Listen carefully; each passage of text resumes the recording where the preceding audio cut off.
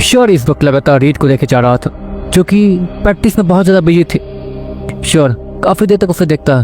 करीब 2 घंटे बाद अब रीड बहुत ज़्यादा थक चुकी थी और वो पूरी तरीके से पसीने से लथपथ हो चुकी थी। और वो सच में पसीने में तो कुछ ज़्यादा ही प्यारी लग रही थी और एक तरीके से श्योर को ही कुछ कुछ होने लगा था। श्योर अपने दिमाग को शांत करता, हे भगवान, पता नहीं अगर इसे पता चल गया कि श्योर ये सोचते हुए कहता। श्योर इस चीज़ को इमेजिन भी नहीं कर सकता था कि अगर रीत को ये पता चल गया कि श्योर हिट है तो कितनी परेशानी हो सकती है। श्योर तो इस रीत नाम की लड़की का बहुत बड़ा दुश्मन है। श्योर भी ये बात अच्छे से जानता था। देखते देखते रीत वो वहीं जमीन पर लेट जाती है उस हरी घासों के बीच और आसमान में देखने लगती है। वो एलिगेटर भी रीत के पीछे आके बैठ जाता ताकि वो रीत को हमेशा प्रोटेक्ट कर सके। रीत आसमान में कुछ अजीब सा चमकता हुआ देखती है जो कि उससे थोड़ा अजीब लगता है। रीत गौर से जैसे ही श्योर की तरफ देखने लगती है, अरे यार इससे तो। श्योर अचानक से वहाँ से तेजी से मूव करता और वहाँ से चला जाता। ओह नो, क्या वो सच में मुझे देखने आया था? मेरे पीछे तो वही आ सकता है। रीत इस्माइल के साथ आसमान में देखते हुए कहती है। यहाँ पर उसे किसी की तो परछाई दिखी थी और वो श्योर थी कि वो इस्माइल के साथ आसमान में देखती रहती है और उसका जुनून और भी ज़्यादा बढ़ जाता ताकतवर बनने का। श्योर एक लंबी सांस लेते हुए 4 स्टार सिटी वापस हो जाता। कुछ ही देर में श्योर टेलीपोर्ट होने वाला था, इसलिए श्योर अपने रूम में पहुंच गया था। और डीमन सैलू, ये लो। श्योर डीमन सैलू को एक तलवार पकड़ाते हुए कहता। ये वही तलवार थी जो कि मैग्मा स्वॉर्ड थी। मैग्मा स्वॉर्ड अब श्योर के किसी काम की नहीं थी। श्योर इतना ज़्यादा ताकतवर हो चुका है कि उसे इस मैग्मा स्वॉर्ड की जरूरत पड़ेगी ही नहीं। और वैसे भी श्योर का सामना जिन लोगों से होने वाला, वो भी उस 5वें सितारे वाले कबीले में, वो लोग इस मैग्मा स्वॉर्ड को तो आसानी से कुचल कर रख सकते हैं। श्योर ये अच्छे से जानता था और देखते देखते वो समय में पीछे चले जाता है और ऐसे ही काफ़ी दिन बीत जाते हैं। अब टूर्नामेंट का दिन आ चुका था और आज टूर्नामेंट स्टार्ट होने वाला था, लेकिन पहले उन दोनों को रजिस्टर करना था, श्योर और डीमन गर्ल को। आपको वो दोनों अलग अलग थे और श्योर को अपनी दोनों आइडेंटिटी के साथ लड़ना पसंद था। श्योर अपने वाले ग्रुप के साथ और फिर अपने फिलर वाले आइडेंटिटी के साथ भी लड़ता था और डीमन गर्ल की वजह से ये पॉसिबल हो पाया था क्योंकि उसकी आइडेंटिटी अलग हो चुकी थी और श्योर की अलग। और क्योंकि डीमन गर्ल ने मॉन्स्टर सिटी में ही अप्लाई किया था पहली बार और वो एक तरीके से स्टूडेंट की तरह लड़ने गई थी, इसलिए वहाँ पर उसकी आइडेंटिटी में स्टूडेंट लिखा हुआ था और श्योर की आइडेंटिटी में भी स्टूडेंट ही लिखा हुआ था। उन लोगों की ज़्यादा जानकारी वहाँ पे नहीं थी। देखते देखते वो दोनों रजिस्टर कर देते हैं और रजिस्टर होने के बाद उन लोगों को अपनी अपनी फाइट दिखने लगती है। ज़्यादा नहीं, हम दोनों की फाइट अभी क्लियर है। हम दोनों के सामने ज़्यादा ताकतवर ओपोनेंट आएंगे ही नहीं। श्योर वो डीमन गर्ल से कहता। वैसे वो एलिमेंटल फाइट है ना? डीमन गर्ल वो श्योर से कहती है। हाँ। श्योर उस तब देखते हुए कहता। श्योर ने भी ज़्यादा डीमन गर्ल के एलिमेंट को देखा नहीं था, वो पता नहीं वो क्या हो सकता है। वैसे तुम्हारा एलिमेंट क्या हीलिंग वाला है क्या? मतलब तुम हील कर सकती हो तो तुम्हारा एलिमेंट वही है ना? श्योर वो डीमन गर्ल से कहता। हाँ एक तरीके से मान लो, लेकिन उसे मैं हथियार की तरह इस्तेमाल कैसे करूँ मुझे समझ नहीं आ रहा है। डीमन गर्ल श्योर से कहती है। ऑफकोर्स ये एक बहुत बड़ी दुविधा थी। श्योर के पास तो थंड एलिमेंट है। श्योर अपने वाले रूप में आकर थंड एलिमेंट का इस्तेमाल करके एलिमेंटल फाइट को लड़ सकता है। रही बात फ्लेयर वाली बात में, मतलब अगर फ्लेयर को एलिमेंटल फाइट करना पड़ा तो श्योर किस एलिमेंट का इस्तेमाल करेगा श्योर को नहीं पता था। हाँ श्योर डार्क एलिमेंट का इस्तेमाल कर सकता है, लेकिन अगर डीमन गर्ल फ्लेयर के रूप में लड़ना चाहे तो वो किस एलिमेंट का इस्तेमाल करेगी? एक तरीके से उसके पास शुरुआत से हीलिंग पावर्स है और उसे हीलिंग एलिमेंट ही मिला है, वो किसी को भी आसानी से हील कर सकती है। हाँ बस शर्त यह है कि वो उसके बराबरी का या फिर उससे कमजोर होना चाहिए, तभी वो अपने सामने वाले को हील कर पाएगी। लेकिन हीलिंग पावर्स तो तुम्हारे पास शुरुआत से ही है, तुम्हें कोई एलिमेंट नहीं मिला था फाइटर लेवल हासिल करने के बाद। श्योर डीमन गर्ल से कहता, लेकिन डीमन गर्ल अपने सर को ना मिलाती है। अरे मेरी स्किल शुरुआत से ही हीलिंग है तो मुझे हीलिंग एलिमेंट ही मिला है। डीमन गर्ल श्योर से कहती है। अच्छा ठीक है, तो प्लेयर वाले रूप में मैं जाकर लड़ूंगा। श्योर वो डीमन गर्ल से कहता। ठीक है, लेकिन अगर हम दोनों अपोनेंट में आ गए तो क्या होगा, और अगर गलती से एलिमेंटल फाइट हो गई तो? डीमन गर्ल फिर से श्योर से कहती है। अरे सुबह बोलो। श्योर डीमन गर्ल से कहता। आज सुबह बोल सकती हो, लेकिन इस सिटी में नहीं तो दूसरी सिटी में, दूसरे नहीं तो तीसरी सिटी में, किसी भी सिटी में ऐसा हो सकता है, तो हमें इसकी तो सोच के रखना ही होगा कुछ। डीमन गर्ल श्योर से कहती है। देखो उस डार्क आर्मर के साथ तुम डार्क एलिमेंट का इस्तेमाल कर सकती हो। श्योर डीमन गर्ल से कहता। आपको डीमन गर्ल अगर श्योर के डार्क वर्ड का इस्तेमाल कर सकती है तो उसके डार्क एलिमेंट का भी इस्तेमाल कर सकती है उस आर्मर को पहनने के बाद। जनरल डार्क का वो आर्मर सच में कमाल का था और श्योर के उस नीरोकोर ने उस स्किल को सीखने के बाद उसे ठीक भी कर दिया था। और पता नहीं क्यों डीमन गर्ल वो श्योर से कुछ ज़्यादा ही जुड़ी हुई थी। वो उसके बिस्तर को बुला सकती है, वो उसके आर्मर को पहनने के बाद उसके स्किल्स का इस्तेमाल कर सकती है, वो श्योर के सारी स्किल का इस्तेमाल कर सकती है बस दिव्य कला को छोड़ के, क्योंकि वो दिव्य कला को एक अलग स्किल है जिसके लिए दो लोग का कनेक्शन बनाना जरूरी है और पहले से ही दो लोग का कनेक्शन बने हुए हैं तो तीसरा कनेक्शन वहाँ पर कनेक्ट नहीं हो सकता। एक तरीके से ऐसा सीन था, लेकिन श्योर वो डीमन गर्ल पे शक कर रहा था। पता नहीं कि मुझे इस पर शक हो रहा है कि झूठ बोल रही है, इसके पास पक्का कोई ना कोई एलिमेंट तो है। श्योर मैगन के कान में कहता है हाँ, लेकिन अभी के लिए तो सब कुछ ठीक है। अब क्या मतलब कंफर्म थोड़ी है कि तुम दोनों एलिमेंटल फाइट में ही फंस जाओगे। वो मैग्नॉन श्योर से कहता। देखते देखते टूर्नामेंट का समय आ जाता और अब श्योर और मैग्नॉन वो बीच स्टेज पे थे। श्योर की ताकत बढ़ के ऑलरेडी बायोमिक लेवल जा चुकी थी, लेकिन बायोमिक लेवल पे वो कहाँ पर है वो श्योर को नहीं पता था। मैग्नॉन भी उसी लेवल पे था और श्योर के काफी सारे बीस्ट और डीमन गर्ल वो सब अभी जेरोन लेवल 7-8 पे चल रहे थे। श्योर ने उन सबको भी एवोल्यूशन लिक्विड दिया था ताकि वो लोग भी इवॉल्व कर पाए, लेकिन ज़्यादा समय ना होने की वजह से सभी लोग एक तरीके से श्योर जितना ताकतवर नहीं हो पाए थे अभी तक। लेकिन फिर भी उनकी जितनी ताकत है वो यहाँ पर धमाल मचा सकते हैं। देखते देखते सामने से कुछ लोग आते हैं। श्योर को पता था कि सामने से कौन आने वाला। सामने से 2 खूबसूरत सी लड़की आ रही थी जिनकी फाइट श्योर और मैग्नॉन के साथ थी। श्योर और मैग्नॉन बीच ग्राउंड में खड़े थे और उन दोनों लड़कियों को आते हुए देख रहे थे। इन दोनों ही की ताकत बहुत ज़्यादा थी। ये लोग जेब्रॉन लेवल 4 पे थे। जाहिर सी बात है कि ये यहाँ पर ताकतवर लेवल माना जाता है। यहाँ पर अगर कोई जेब्रॉन लेवल 5 पहुँच जाए तो उससे काफ़ी ज़्यादा आगे वाले लेवल पे माना जाता है, मतलब वो लोग बहुत ज़्यादा ताकतवर होते हैं यहाँ पर। और अगर कोई जेब्रॉन लेवल 6 पे है तो वो यहाँ पर रह सकता है या फिर अगली सिटी में भी जा सकता है। श्योर चाहता तो कब का अगली सिटी जा चुका होता, लेकिन श्योर को हर टूर्नामेंट में एक तरीके से पार्टिसिपेट करना बहुत ज़्यादा पसंद था। और होता ये था कि टॉप 10 में पहुंचने के बाद निचले सिटी को भी श्योर और मैग्नॉन की फाइट को दिखाया जाता था। इसलिए श्योर और मैग्नॉन को भी इस चीज़ में मजा आने लगा था। निचले जितने भी लोग जो कि श्योर को जानते हैं और उसके जितने भी दुश्मन वो सब भी श्योर को देखे जला करते थे। इस पर यही सब खोजते हुए श्योर आगे देखता जहाँ पर वो दोनों लड़कियाँ एक साथ आके सामने खड़ी हो जाती हैं श्योर और मैग्नॉन के। तो तुम दोनों हो? वैसे सुना है कि बड़े बड़े टीम लीडर्स के साथ जान पहचान है तुम्हारी। हाँ, थोड़ी बहुत टैलेंटेड हो गए इसलिए हाँ तुम्हारे बारे में कुछ कुछ सुना भी है, जो कि हाँ इम्प्रेसिव है। लेकिन अब बिना ताकत के तुम इस टूर्नामेंट को नहीं जीत पाओगे, क्योंकि यहाँ पर ताकत के साथ का दिमाग और सारी चीज़ें, सारी स्किल्स अच्छी होना जरूरी है। अगर गलती से एलिमेंटल फाइट आ गई या तुम्हें एलिमेंटल फाइट करना नहीं आता तो क्या करोगे? ओ बच्चा हार मान जाएगा। वो लड़की श्योर का थोड़ा बहुत मजाक उड़ाते हुए कहती है। श्योर वो बदले में स्माइल कर देता। आपको इन लोगों को श्योर के बारे में ज़्यादा नहीं पता था। अगर आपको अच्छे से पता था भी कि श्योर ने कैसा कारनामे किए तो फिर भी इन लोगों को ये नहीं पता था कि श्योर कितना ताकतवर है। श्योर को यहाँ आए कुछ समय हुआ है और श्योर ने यहाँ पर ज़्यादा धमाका मचाया नहीं था एक तरीके से अपनी ताकत को दिखा के। हाँ, अपनी एलिमेंटल स्किल वगैरह दिखा के उसने काफ़ी सारे लोगों को इम्प्रेस तो कर दिया था, लेकिन अभी कुछ लोग थे जो कि श्योर को कमजोरी समझते थे ताकत के मामले में। और इसमें श्योर भी ज़्यादा कुछ कर नहीं सकता था। जो भी होगा फाइट में देखा जाएगा, पहले ये देखते हैं कि हमारी फाइट होगी कैसे। श्योर इतना कहता है और राइट साइड में एक बड़ी सी स्क्रीन पर देखता जहाँ पर बहुत सारे वर्ड्स वो ऊपर नीचे हो रहे थे, मतलब कि उसमें से रैंडमली कोई भी वर्ड आने वाला था। देखते देखते वहाँ पर फाइट लिखा हुआ जाता है। फाइट का मतलब ये था कि श्योर, मैग्नॉन और बाकी सभी अपने सारी स्किल्स का इस्तेमाल कर सकते हैं। एलिमेंटल पावर, अपनी स्किल, अपने सारे हथियारों का इस्तेमाल भी कर सकते हैं, यहाँ तक कि अपने बीस्टों का इस्तेमाल भी। श्योर उसकी तो खुशी का ठिकाना नहीं था। श्योर बस अपने एक बीस्ट को भी बुला दे तो वो आराम से सामने वालों का काम तमाम कर सकते हैं। लेकिन हाँ, जब तक मेंबर्स की फाइट चल रही है तब तक कोई भी अपने बीस्ट को नहीं बुला सकता है। अगर बीस्ट को लड़वाना है तो मेंबर्स नहीं लड़ सकते हैं, सारे बीस्टों को अलग से लड़ने देना होगा। बीस्ट बीच से ही लड़ सकते हैं और इंसान इंसान से। ऐसा सीन था यहाँ पर। देखते देखते उनमें से एक लड़की के हाथ वो चील के पंख में बदल जाते हैं और वो तेजी से आसमान में लॉन्च हो जाती है, जैसे कि किसी की रॉकेट को लॉन्च कर दिया गया। दूसरी लड़की, उसके पीठ के ऊपर भी एक पंख निकलते हैं जो कि बटरफ्लाई के जैसे थे और काफी ज्यादा अच्छे लग रहे थे। वो लड़की भी टिमटिमाते हुए सितारे की तरह ऊपर उड़ने लगती है। क्या हुआ, अब लड़ नहीं पाओगे?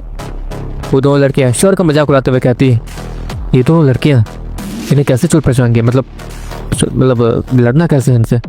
मैग्नॉन श्योर के कान में कहता, मुझे क्या पता, मैंने कभी लड़कियों से मुकालत करने का सोचा नहीं है। श्योर मैग्नॉन से कहता, ठीक है तो इन्हें तुम ही संभालो। मैग्नॉन श्योर से कहता। इसके बदले में श्योर अपने हाथों को ऊपर करता और देखते देखते श्योर के हाथों से बहुत तेज बिजली निकलती है और वो दोनों ही हरे और लाल रंग की बिजली एक एक जाके उन दोनों लड़कियों को लगती है और वो दोनों लड़कियां क्रैश एरोप्लेन की तरह नीचे जाके गिरती है और बेवकूफ हो जाती है। देखते देखते श्योर और मैग्नॉन उस लड़ाई को जीत जाते हैं और तो श्योर और मैग्नॉन वहाँ से चुपचाप निकल भी जाते हैं, जैसा कि वहाँ कुछ हुआ ही ना। वो दोनों लड़कियां सच में बहुत ज़्यादा खूबसूरत मानी जाती थी इस शहर में और तो ताकतवर भी। और तो श्योर और मैग्नॉन ने उनमें कोई भी इंटरेस्ट दिखाया ही नहीं था, क्योंकि बहुत ज़्यादा अजीब बात थी। ऑफकोर्स प्यार की कोई उम्र नहीं होती है। इस वक्त ऑडियंस के बीच सन्नाटा छाया हुआ था। देखते देखते नेक्स्ट फाइट शुरू होती है, जहाँ पर अब फ्लेयर की बारी थी अपने सामने मौजूद दोनों इंसान से लड़ने की। वो दोनों आदमी बहुत ज़्यादा ताकतवर लग रहे थे और उनकी बॉडी तो सच में बहुत ज़्यादा खतरनाक थी। उनकी बॉडी पत्थर जैसी दिख रही थी और बहुत ज़्यादा डरावनी भी लग रही थी। क्यों लड़के, अकेले लड़ना चाहते हो? वो आदमी सामने मौजूद फ्लेयर को देखते हुए कहता, फ्लेयर वो बदले में कुछ नहीं कहता। मैं अकेला हूं तो मैं अपने एक बीस्ट को बुला सकता हूँ ना अपनी मदद के लिए। फ्लेयर ऊपर देखते हुए कहता, क्योंकि असल में श्योर ही था। श्योर तुरंत ही फ्लेयर वाले रूप में यहाँ आ गया था। देखते देखते श्योर के बगल में उसका म्यूटेंट ग्रास ऊपर दिखना शुरू हो जाता, क्योंकि श्योर के बगल में खड़ा हो गया था। सभी लोग उस म्यूटेंट ग्रास ऊपर को देखे तो हैरान हो गए थे, क्योंकि ऐसा भी उन लोगों ने नहीं कभी देखा था और नहीं कभी इसके बारे में सुना था, और नहीं इसके बारे में किसी ने भी स्टूडेंट ने पढ़ाई कर रखी थी। एक तरीके से ये बीस्ट उनके सब्जेक्ट के बाहर था। सभी लोग हैरान दिखने लगते हैं। ओहो, एक बीस्ट जो कि शायद प्राचीन है। कोई बात नहीं, तुम ऐसे भी हमें हरा नहीं पाओगे। वो आदमी वो फ्लेयर को देखते हुए कहता है, अरे नहीं, किसने कहा कि मैं तुम्हें हराऊंगा? असल बात यह है कि मेरा ज़्यादा मूव करने का मन नहीं है। मेरा मन नहीं है तुम लोगों से लड़ने का, इसलिए बस मैंने अपने बीस्ट को बुला लिया। सारी चीज़ें तो यही संभाल लेगा। इतना कहने के बाद फ्लेयर वहाँ से घूम के जाने लगता। अजीब बात थी, सामने वो दोनों ही आदमी सेफ खड़े थे, लेकिन फिर भी फ्लेयर वहाँ से मुड़ के जा रहा था। लेकिन जाएगा कहाँ पे? वहाँ पर तो प्रोटेक्टिव फील्ड थी, जिसे फाइट खत्म किए बिना खोला नहीं जाएगा, और नहीं फ्लेयर उस स्टेडियम से बाहर जा पाएगा वो प्रोटेक्टिव फील्ड को पार करके। लेकिन अजीब बात ये थी कि वो फ्लेयर वो उस प्रोटेक्टिव फील्ड की तरफ बढ़ते ही जा रहा था। सारे टीम लीडर्स वो सभी फ्लेयर का फाइट देखने के लिए आए थे, जिसे देख के सब लोग हैरान तो हुए थे, लेकिन सब लोग नॉर्मल हो गए थे। आपको कभी कभी टीम लीडर्स ऐसे ही फाइट देखने आ जाते हैं। वहाँ पर देव बैठा हुआ था, जो कि सभी को देख रहा था। अजीब बात है, ये आखिर सोच क्या रहा है और कर क्या रहा है? देव वो कबीर से कहता, मुझे क्या पता, हम लोग तो वैसे भी यहाँ पर इसकी फाइट देखने आए कि ये इतने दिनों में कितना इम्प्रूव हुआ है। एक तो ये दिखा नहीं कभी किसी को, और बिना देखे इम्प्रूव करना ये तो अजीब ही है। क्या ये जंगल में रहता है क्या? कबीर वो हंसते हुए कहता, और सारे टीम लीडर्स सामने उस फ्लेयर को उस प्रोटेक्टिव फील्ड के पास देते हुए जाते हुए देखते हैं। अब वो उस प्रोटेक्टिव फील्ड कितना पास पहुंच गया था कि अब अगर वो आगे बढ़ा तो उस प्रोटेक्टिव फील्ड से टकरा जाएगा। सभी लोग अच्छे से जानते थे, लेकिन जैसे ही वो उस प्रोटेक्टिव फील्ड से टकराने वाला था, इतने में ही वो पूरी प्रोटेक्टिव फील्ड पूरे स्टेडियम से गायब हो जाती है, और प्लेयर वो नॉर्मली वहाँ से चलता हुआ चल जाता है। यहाँ तक कि उसका वो बीस्ट वो म्यूटेंट ग्रास ऊपर वो भी वहाँ नहीं था। ये सब क्या हो रहा? सभी लोग हैरानी से इतना कहते हुए खड़े होते ही इतने में ही उन्हें आसमान से दो लोग गिरते हुए दिखते हैं, जिनकी हालत बहुत ज़्यादा खराब थी, और नीचे गिरते ही उन दोनों की हालत सच में बहुत ज़्यादा खराब हो जाती है। उनके बॉडी के ऊपर एक एक चीरने के निशान थे, जो कि उनके पूरे बॉडी से खून निकाल रहे थे, और इतना ज़्यादा खून निकलने की वजह से वो बेहोश हो गए थे।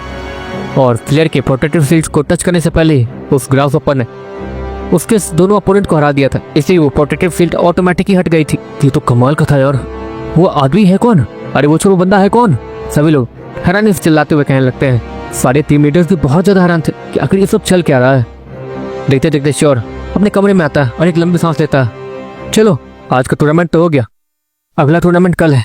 काफ़ी सारे लोग तो हिस्सा भी नहीं ले पाए इस टूर्नामेंट में, क्योंकि हाल फिलहाल में जो चीज़ें हुई उसकी वजह से काफ़ी सारे लोग घायल हैं। और अगर गिन के देखा जाए तो ये पूरी फाइट करीब 7 दिनों के अंदर खत्म हो जाएगी, वरना अगर सभी लोग होते तो कम से कम ये फाइट 2 हफ्ते तो चलती है। श्योर मैगन से कहता, अब देते रात हो रही थी, हम दोनों को टेलीपोर्ट होकर जंगल जाना था, क्योंकि आज वो लोग थोड़ा आगे बढ़ना चाहते थे और अपना को भी ज़्यादा ताकतवर बनाना चाहते थे।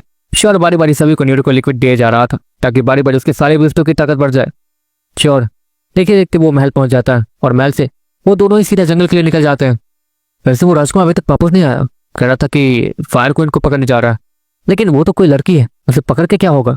श्योर वो मैगोन्स कहता, अब मुझे भी इसके बारे में ज़्यादा पता नहीं, क्योंकि देखो मैं देवता हूँ, मुझे पता होना चाहिए, लेकिन मैं धरती ग्रह पर ज़्यादा ध्यान नहीं देता था। धरती ग्रह तो कमजोरों का दुनिया, मतलब बुरा मत माना, लेकिन धरती ग्रह के लोग हमारे सामने कुछ नहीं है, मतलब हमारी नज़र में तो। मैगोन श्योर कहता, और श्योर एक लंबी सांस लेता। ऑफकोर्स श्योर इंसान होकर किसी चींटी पर थोड़ी ध्यान देगा कि वो अपने बिल के अंदर क्या कर रहा है, क्या खा रहा है, कैसे जी रहा है। श्योर इन सारी चीज़ों पर ध्यान थोड़ी दे सकता, और यही सीन बिल्कुल मैगोन के साथ था। मैगोन के लिए इंसान किसी चींटी की तरह ही थे। मैगोन इतना ताकतवर था अपने समय में। श्योर उसके बाद कबरा नहीं मानता, और लोग धीरे धीरे आगे बढ़ते रहते हैं। आधी रात तक तेजी से आगे बढ़ने के बाद श्योर और मैगोन उड़ना शुरू कर देते हैं, क्योंकि उन्हें कोई बीस्ट दिखा ही नहीं था। यहाँ तक कि मोटे कीड़े और येलो पेंसर को भी कोई बीस्ट नहीं दिख रहा था। श्योर और मैगोन काफी देर तक आगे जाते रहते हैं, तभी उन्हें सामने एक अजीब सा बीस्ट दिखता है, जो कि पानी पी रहा था एक छोटे से तालाब से। श्योर और मैगोन उस बीस्ट के पीछे पहुंच जाते हैं। इसकी ताकत जितनी भी है हमसे ज्यादा है, मतलब अगर इसका नीरू को लिक्विड हासिल कर लिया तो काम बन सकता है। श्योर मैगोन से कहता, वो दोनों पेड़ के पीछे चिपके उस बीस्ट को देख रहे थे। उस बीस्ट का साइज बहुत ज्यादा बड़ा था, और उसके बॉडी के स्केल वो बहुत ज्यादा सख्त लग रहे थे। मतलब नीरू को लिक्विड वो कहाँ पर है श्योर ये तो पता लगा लेगा, लेकिन नीरू को इंजेक्शन वो उसके बॉडी में नहीं घुसा सकता है, जब तक कि श्योर उस बीस्ट के ऊपर के स्केल को पूरी तरीके से तोड़ ना दे। श्योर ये भी देखता है कि उस बीस्ट की ताकत श्योर से ज्यादा है, मतलब श्योर उससे भारी ऐसे नहीं पड़ सकता। और तो एक और परेशानी थी, वो बीस्ट कैसा दिखता है श्योर ये भी नहीं बता सकता। ऑफकोर्स ये प्राचीन समय में है और यहाँ पर कोई बीस्ट किसी के जैसा भी दिख सकता, या फिर श्योर तो उस बारे में सोच भी नहीं सकता है कि यहाँ के बीस्ट दिखते कैसे होंगे, नहीं इमेजिन कर सकता। और वैसे भी यहाँ पर अजीबोगरीब बहुत सारे प्राचीन बीस्ट हैं जिनके बारे में श्योर के समय में किसी को भी नहीं पता, और वो यहाँ पर इवॉल्व होकर किस तरीके की बॉडी हासिल कर चुके हैं, कैसा दिखते हैं, वो भी श्योर को बिल्कुल भी अच्छे से पता नहीं था। इसलिए श्योर को नई नई चीजें हर दिन दिखती थी। श्योर उस बड़े से बीस्ट को देखता जिसका एक लंबा सा पूंछ था, जिसमें पूरी तरीके से स्केल लगा हुआ था। स्केल मतलब जो मछली के ऊपर जो होती है ना स्केल, वो स्केल में कहना हो, ठीक है। वैसे स्केल उसके बीस्ट पे पूरी बॉडी पे है, ठीक है। श्योर उस बीस्ट को देखते रहता। श्योर ब्लैक स्नेक के जीन्स को अपने साथ कंबाइन करता और उस बीस्ट के नीडोकोर को ढूंढने की कोशिश करने लगता। श्योर को आखिर में उसका नीडोकोर उसके टांगों में दिखता। नहीं बाप रे बाप, उसके टांगों के पास जाऊंगा तो पक्का वो मुझे कुचल देगा। श्योर मैगलॉन से कहता वो तो है, हमें एक सही मौके का इंतजार करना होगा। वैसे भी ये नीडोकोर लिक्विड मतलब ये नीडोकोर इंजेक्शन वो किसी को भी दर्द नहीं पहुंचाता। अगर ये सो जाए, अभी तो रात हो रही है, अगर ये सो जाता तो हम लोग चुपचाप जाकर इसका नीडोकोर लिक्विड निकाल सकते हैं। मैगलॉन श्योर को आइडिया देता, हाँ ये भी सही है, और अगर दिन हो गया तो टूर्नामेंट वाला समय आ गया तो। श्योर मैगलॉन से कहता अरे तो ताकतवर तो होते रहेंगे, पहले ताकतवर होके आगे वाली सिटी में भी जाना है, टूर्नामेंट जरूरी है। अगर दिन हो जाता है तो सबसे पहले टूर्नामेंट ही खेले जाएंगे, समझे। मैगलॉन श्योर को ये कह रहा था कि हमें पहली प्रायोरिटी तो टूर्नामेंट को ही देनी चाहिए। श्योर उसके बाद समझता, अपने सर को हाँ मिलाता, जिसके बाद वो लोग करीब 4 घंटे तक उस बड़े से गोल बटोल से स्केल वाले बीस्ट का पीछा करते हैं, जो कि ठुनठुनाते हुए चल रहा था। उसकी पूंछ वो बहुत बड़ी थी, यहाँ तक कि उसके पूंछ ने काफी सारे पेड़ पौधों को 1 सेकंड में चीर कर रख दिया था और काट के अलग फेंक दिया था। और तो और उस बीस्ट के चलने की आवाज, वो तो बाप रे बाप, पूरी धरती हिल रही थी वैसा साउंड आ रहा था। श्योर वो तक से कॉन्सेंट्रेट नहीं कर पा रहा था। वो जिस तरीके से वो बीस्ट चल रहा था उसकी वजह से पूरे जमीन में वाइब्रेशन फैल रहा था, और श्योर का सर वो बार बार वाइब्रेशन मोड में जा रहा था, जिसके कारण श्योर को थोड़ा चक्कर से भी आ रहा था। लगता है ये इसका एलिमेंट है, लेकिन ये एलिमेंट कौन सा है वो नहीं पता। हो सकता है कि कोई प्राचीन एलिमेंट हो। वो एलिमेंट इसके पूरी बॉडी में है, और उसके टांगों को चलने की वजह से यहाँ आसपास के पेड़ पौधे जो पूरी तरीके से वाइब्रेट हो रहे हैं किसी स्पीकर की तरह। मेरा सर भी उसी की तरह हो रहा है और मुझे तो चक्कर भी आ रहा है। श्योर मैगलॉन से कहता एक काम करते हैं, हम इसका पीछा हल्का सा उड़ के करते हैं। इतना कहने के बाद वो दोनों ही जमीन से 1 फुट ऊंचा उड़ने लगते हैं, ताकि वो वाइब्रेशन वाली चीज़ वो जो भी है शायद उसका एलिमेंट हो सकता है, वो श्योर और मैगलॉन को परेशान ना करे। श्योर और मैगलॉन उस बीस को बहुत देर तक फॉलो करते हैं, और अब तो सूरज भी उगने वाला था। अरे यार ये सो क्यों नहीं रहा है। श्योर फर्स्ट से छुट्टे हुए कहता, वो काफ़ी देर से इसका पीछा कर रहा था और ये बीस सच में बहुत ज़्यादा धीरे चल रहा था। कुछ देर बाद वो बीस वो चारों तरफ देखता और एक लंबी सी वो बर्फी लेने के बाद वहीं बैठ जाता और अपने सर को नीचे कर लेता। ये सो रहा है। श्योर हैरानी से और स्माइल के साथ कहता, मैगलॉन भी और मैं श्योर वो करीब आधे घंटे तक वहाँ रुकते हैं। अब वो भी सो चुका था। श्योर चुपचाप धीरे धीरे उड़ के आगे जाने लगता ताकि उसके उड़ने की वजह से और नीचे जो पेड़ पत्ते पड़े हुए हैं उस पर चलने की वजह से कोई आवाज़ ना हो। देखते देखते श्योर वो उस बीस्ट के टांगों के पास पहुँचता और नीडो को इंजेक्शन के मदद से उस बीस्ट का नीडो को लिक्विड निकालने लगता। लेकिन श्योर ये देखता है कि श्योर उस बीस्ट का नीडो को लिक्विड नहीं निकाल पा रहा। अरे यार इस बीस्ट का नीडो को लिक्विड मतलब इसका नीडो को इसके टांगों के बीच में, और ये 1.5 भुटिया से इंजेक्शन वहां तक जा नहीं रहा। श्योर गुस्से से कहता, श्योर बाकी के इक्विपमेंट्स अपने साथ नहीं लाया था जिससे श्योर अपने उस इंजेक्शन को थोड़ा लंबा कर सके। श्योर अब अपने सर को पीट रहा था। देखो जो भी है अभी तो ये बीस्ट यहीं पे है, और जहां तक है मुझे लगता है कि ये बीस्ट दिन में सोता है और रात में जागता है। अगर हम रात के 12 बजे यहाँ आते भी हैं तो भी हमसे ज़्यादा दूर नहीं जाएगा, हम लोग उड़ के आसानी से उसे ढूंढ सकते हैं, और दिन जब हो जाएगा तो ये दोबारा सो जाएगा और हमारे पास दोबारा मौका होगा। बैकग्राउंड श्योर कहता, और श्योर उसके बाद मानते हुए अपने सर को हाँ मिलाता। अब धूप उग रही थी, चलो चलते हैं। श्योर इतना कहने के बाद एक सेफ जगह ढूंढने लगता है ताकि वो लोग वहाँ पर छिप के बैठ के आराम से टेलीपोर्ट हो सके। वो लोग टेलीपोर्ट होने ही वाले थे और धूप की रोशनी शर्ट पर पड़ने ही वाली थी। इतने में उन्हें एक आग की आवाज़ आती है, जैसे कि कोई फायरबॉल किसी को जाकर लग गई हो। श्योर और मैगलॉन जैसे ही सुनते हैं श्योर 20 पहले आर्मर पहन लेता है क्योंकि वहां पर क्या हुआ ये जाना जरूरी था। श्योर 20 नीचे देखता जहां पर चारों तरफ आगे आग फैली थी। वो आग एक डायरेक्शन से आई थी और वो आग जो भी थी वो तुरंत जाके उसी बीस्ट से टकरा गई थी, और उस बीस्ट के तो चीथरे चीथरे उड़ चुके थे। उसके बॉडी की बहुत सारे पार्ट्स उसके बॉडी से अलग होकर इधर उधर गिरे हुए दिख रहे थे। ये क्या है? श्योर हैरानी से कहता, लेकिन मैगलॉन उसे आगे जाने से रोक देता क्योंकि ऑफकोर्स ये जो भी ताकत है जिसने उस बीस्ट का ये हाल किया, और क्योंकि मैगलॉन और श्योर भी उस बीस्ट का कुछ नहीं उखाड़ सकते थे, तब तो वो चीज़ जो भी है वो खतरनाक और डरावनी तो होगी ही।